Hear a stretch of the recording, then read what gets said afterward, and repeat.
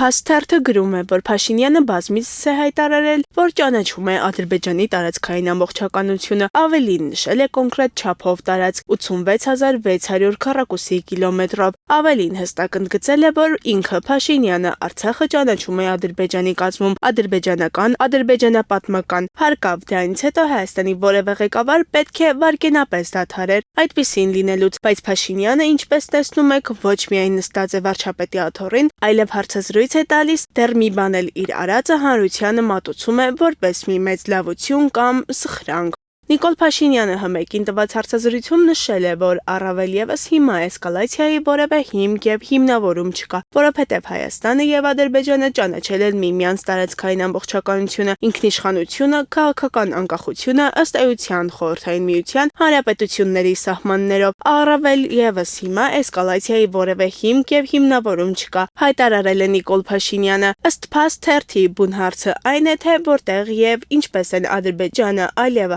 հայտարարել, որ ճանաչում են Հայաստանի տարածքային ամբողջականությունը, այնպես են ճանաչում, որ Հայաստանի Հանրապետության տարածքը պաշտոնապես հայտարարում ու կոչում են Արևմտյան Ադրբեջան, բացահայտորեն դրսևորում են Հայաստանը զավթելու եւ ադրբեջանական հորոսկոպով բնակեցնելու նպատակադրումներ, որոշակի քաղաքական կազմակերպչական ու դիվանագիտական աշխատանքներ են իրականացնում այդ ուղղությամբ։ Ավելին, Ադրբեջանն այնպես է ճանաչում ՀՀ տարածքային ամբողջականությունը, որ Հայաստանի սուվերեն տարածքի մի քանի 100 քառակուսի կիլոմետր տարածք շարունակում է օկուպացված պահել։ Երբ Փաշինյանը օրերս իրարը հաջորդ ստատուս փոթորիկ արեց, անդադար պնդելով, թե պատրաստ է ստորագրել Ադրբեջանի հետ այսպես կոչված խաղաղության պայմանագիրը, մեկնաբաններն ու ընդդիմախոսները հեգնեցին, որ Փաշինյանը կարող է նույնիսկ միակողմանիորեն այն ստորագրել։ 2023 թվականի հոկտեմբերին արդեն Արցախը էթնիկ զտման աղետի ենթարկելուց հետո Փաշինյանը Գրանադայում ըստ էության միակողմանի հայտարարություն ստորագրեց, ի սկզբանե նախատեսված էր, որ Ալիևն էլ պետք է մեկնի Գրանադա։